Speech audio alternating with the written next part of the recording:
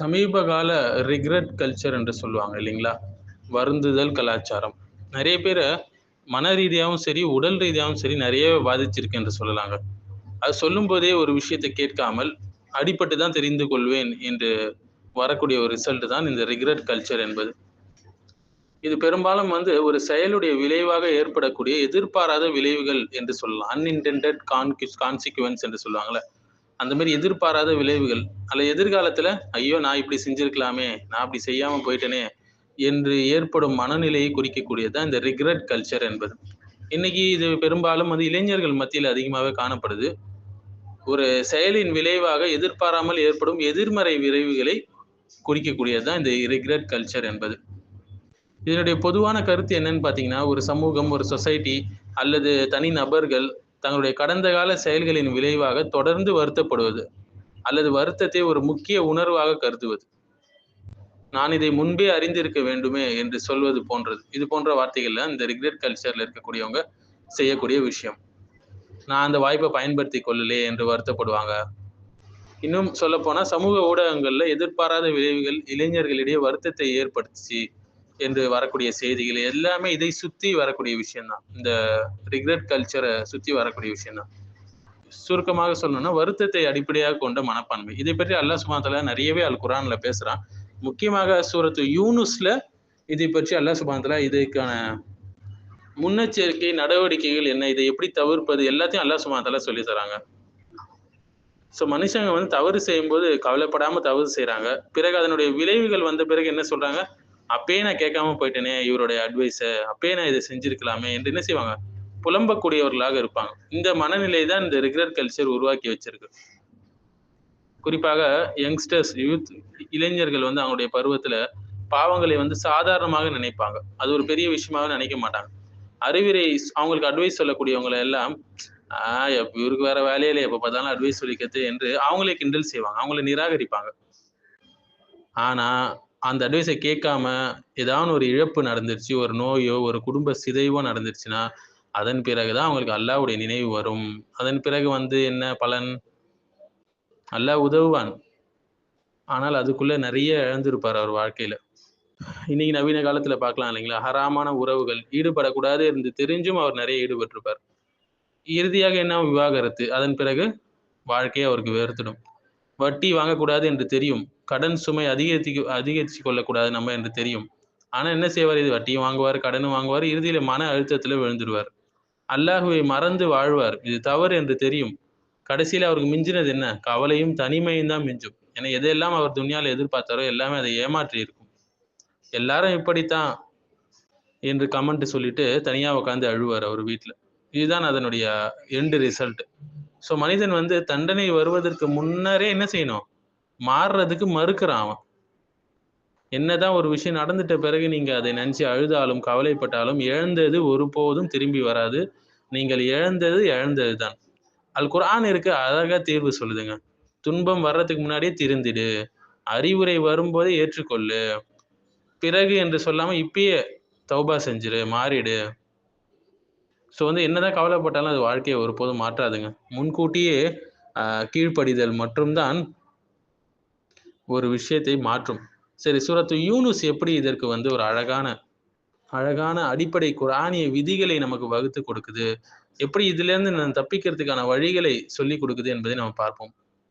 எப்படி இந்த விஷயத்தை நம்ம மாற்றி கையாளணும் என்பதை 1400 வருஷத்துக்கு முன்னாடியே அல்லாஹ் சுப்ஹானஹு வ தஆலா அழகாக சொல்லிக் கொடுக்குறான். இன்றைக்கி எவ்வளவோ மருத்துவங்கள் வந்திருக்கு, எவ்வளோ தெரப்பீஸ் வந்திருக்கு, கவுன்சிலிங் வந்திருக்கு இல்லைங்களா?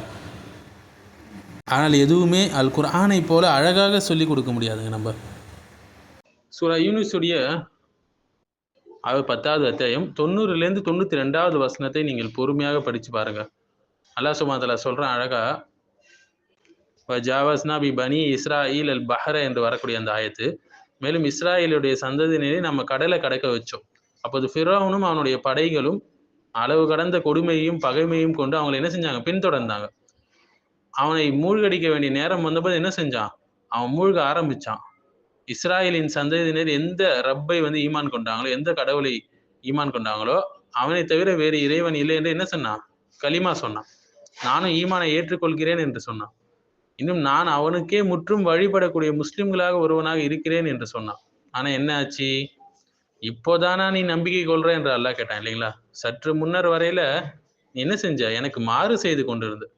இன்னும் குழப்பம் செய்பவர்கள ஒருவனாக நீ இருந்த என்று அல்லாஹ் சுப்ஹானஹு வ தஆலா சொல்றான். فَالْيَوْمَ نُنَجِّيكَ بِبَدَنِكَ لِتَكُونَ لِمَنْ خَلْفَكَ آيَةً என்று அல்லாஹ் சொல்றான். எனினும் உனக்கு பின்னுள்ளவர்களுக்கு ஒரு அத்தாட்சியாக இன்றைய தினம் நாம் உங்கள் உடலை பாதுகாப்போம் என்று சொல்றான். நிச்சயமா மக்கள்ல பெரும்பாலோர் நம்ம அத்தாட்சிகளை என்ன செய்றாங்க? அத்தாட்சிகளை பற்றி அலட்சியமாக இருக்கிறார்கள் என்று அல்லாஹ் சுப்ஹானஹு வ தஆலா சொல்றான். நம்ம மக்களுடைய இயல்பான நிலையை அல்லாஹ் சுப்ஹானஹு வ தஆலா சுட்டிக்காட்டுறான். இந்த இடத்துல அல் குர்ஆன் என்ன சொல்லுது? பயத்தில் பிறந்த ஈமான் ஈமான் அல்ல. அதனுடைய பலன் அந்த அளவுக்கு நல்லாக இருக்காது. நல்ல வாழ்க்கை, நல்ல மனைவி இருப்பா. என்ன செய்வாரு? இவர் ஏடாகூடம் செஞ்சு விவாகரத்துக்கு பிறகு அப்பதான் அல்லாஹ்வுடைய நினைவு வரும். அவர் உடல் நல்லா இருக்கும்போது தொழுதிருக்க மாட்டார். திடீர்னு ஹார்ட் ப்ராப்ளம் வரும், ஒரு ஹார்ட் பிளாக் வரும், ஒரு ஹார்ட் அட்டாக் வரும். பிறகுதான் தொழுகை மும்முரமா தொழுவார். வாழ்க்கையை சிதைச்சிருப்பாரு. பிறகுதான் தௌபாவுடைய பேச்சு அவர்கிட்ட இருக்கும். முன்னரே அவர் தௌபா செஞ்சிருக்க மாட்டார். அதுக்கு முன்ன அவர் என்ன சொல்லுவாரு? எனக்கெல்லாம் ஒண்ணும் ஆவாதுப்பா அப்படின்னு சொல்லுவாரு. நான் அப்புறம் மாத்திக் கொள்றேன். இப்ப என்ன அவசரம் என்று சொல்லுவாரு. தௌபா இல்லாத ஒரு கவலை என்பது பயனற்ற ஒரு கவலை. ஃபிரௌன் சிண்ட்ரோம் என்று சொல்லலாம்.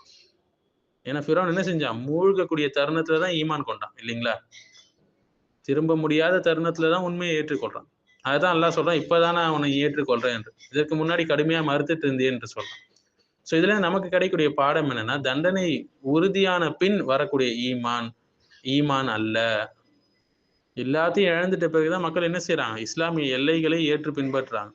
அதே எல்லைகளை என்ன செஞ்சாங்க? முன்பு கேலி செய்யக்கூடியவங்களாக இருந்தார்கள். இளைஞர்கள் தங்களுடைய காலங்களை, இளமை எல்லாம் வீணடித்த பின் அதுக்கப்புறம் கவலைப்படுறாங்க. நம்ம ஒழுங்கா இருந்திருக்கலாமே.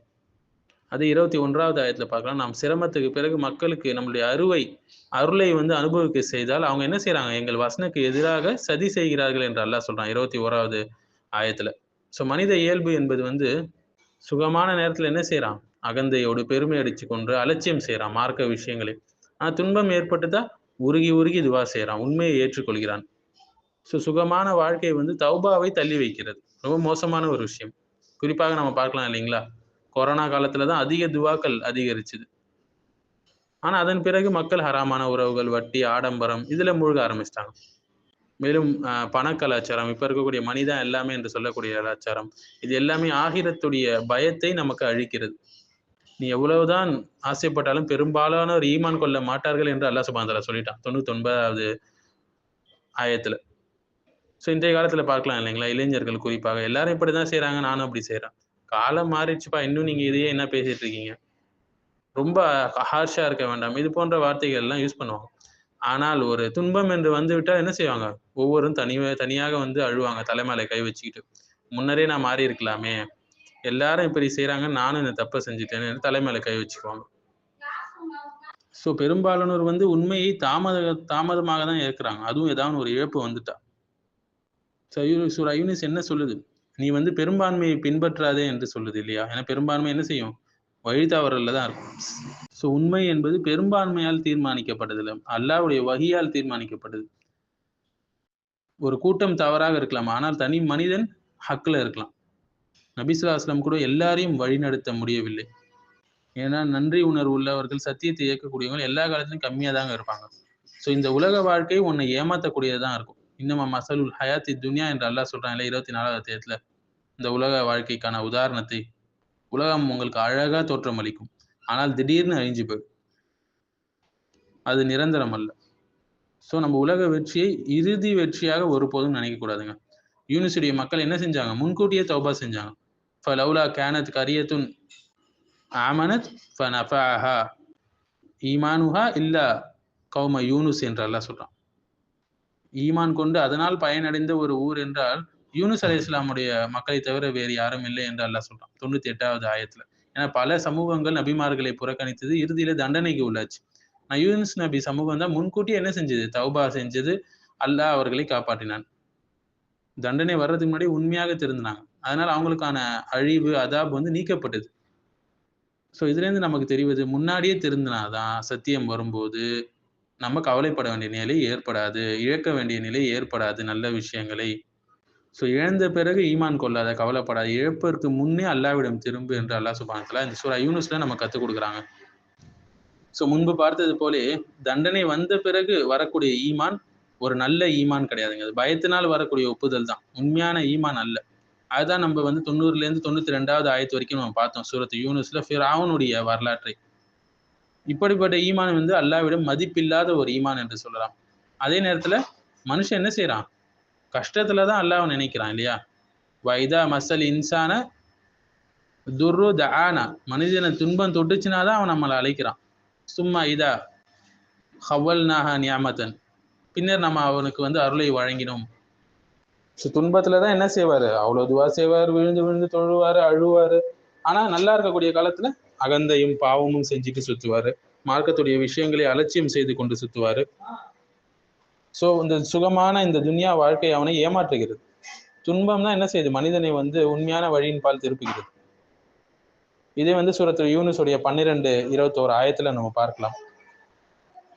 பெரும்பான்மை உண்மையை தீர்மானிக்காதுன்னு 99வது ஆயத்துல நம்ம கிடைக்கக்கூடிய படிமொழியா இருக்கு. ஏன்னா இன்னைக்கு பெரும்பாலானவர்கள் சொல்லக்கூடிய ஒரு வார்த்தை என்ன? எல்லாரும் அதுதான் செய்யறாங்க, நானும் அதுதான் செய்யறேன். எல்லாரும் செய்கிறார்கள் என்பது சரியான அளவுகோல் கிடையாது, சத்தியத்துக்கான அளவுகோல் கிடையாது. மேலும் இந்த உலக வாழ்க்கையுடைய ஏமாற்றத்தையும் அல்லாஹ் சொல்லி காட்டுறான் 24வது அத்தியாயத்துல 24வது வசனத்துல. உங்களை உலகம் அழகாக தோன்றும், ஆனா திடீரென்று அழிந்துடும், நீங்க முன்கூட்டியே என்ன செய்யுங்க? திருந்திக்கோங்கன்னு அல்லாஹ் வான் பண்றான். மேலும் சூரத்து யூனுஸுடைய அந்த மெயின் தீம், அந்த மக்கள் ஈமான் கொண்டாங்க முன்னரே, அதனால காப்பாற்றப்பட்டாங்க. இதையும் அல்லாஹ் 98வது ஆயத்துல நமக்கு சொல்லி காட்டுறோம். எல்லாமே நமக்கு உணர்த்துது என்றால், நவீன காலத்துல இருக்கக்கூடிய இந்த வருந்துதல் கலாச்சாரம், ரிக்ரெட் கல்ச்சர், ஒரு விஷயம் நடந்த பிறகுதான் திருந்துறாங்க இல்லையா? அப்படி செய்யாதீங்க.